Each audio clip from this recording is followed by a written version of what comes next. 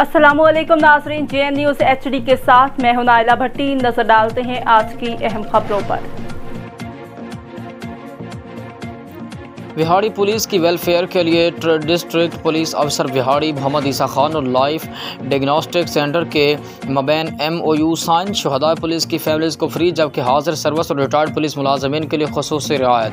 District news reporter doctor Wazir Hussain Channar की report के मुताबिक district police officer Vehari Isa Khan की जानिब से पुलिस की वेलफेयर और मेडिकल की सहूलियात की फराहमी के लिए इक़दाम जारी हैं। इस सिलसिले में chief executive Almadina developer Chaudhry Siddique Yousuf Rai की खुसूसी काविशों से विहाड़ी पुलिस ने लाइफ डायग्नोस्टिक सेंटर बुरेवाला के साथ MOU साइन कर लिए, जिसके तहत पंजाब पुलिस के शुहदा के वर्सा को बिला मुआवजा, जबकि हाजिर सर्विस और रिटायर्ड पुलिस मुलाजमीन के लिए खुसूसी राहत पर इलाज मुआवजे के लिए किए जाने वाले मेडिकल टेस्ट किए जा सकेंगे।